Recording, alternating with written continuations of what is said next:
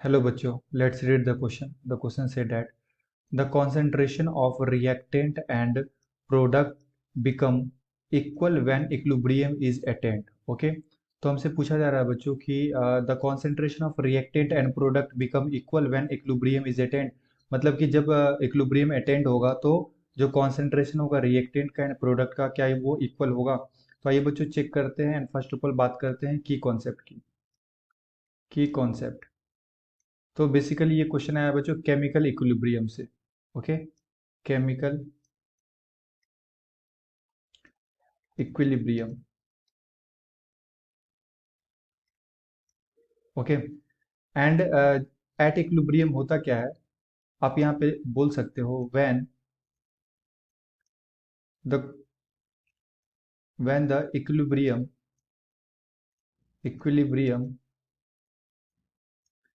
Is attend the concentration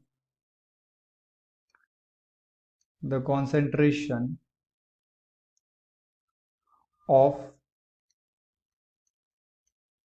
each of the reactant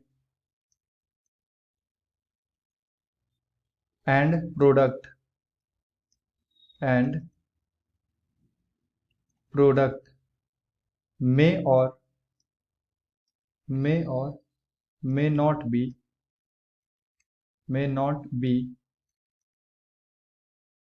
become equal.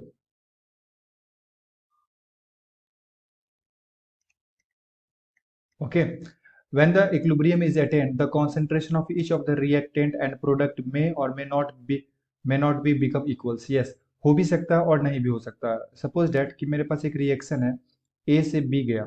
Okay, ए से ये B गया। तो अगर एट इक्विलिब्रियम में बात करूं, एट इक्विलिब्रियम, तो हमें बेसिकली पता है कि ये जो इक्विलिब्रियम रिएक्शन होता है ये बच्चों डायनेमिक नेचर का होता है ना। डायनेमिक नेचर का होता है। ठीक है, मतलब ये अगर कॉन्सेंट्रेशन अगर रिएक्टेंट का ज़्यादा होगा तो ये फॉरवर्ड प्रोडक्ट में जाएगा, फॉरवर्ड रिएक्शन होने लगेगा। और अगर ये मान लो प्रोडक्ट का ज़्यादा है तो ये बैकवर्ड होने लगेगा according to Le Chatelier principle. So ये डायनेमिक नेचर का होता है।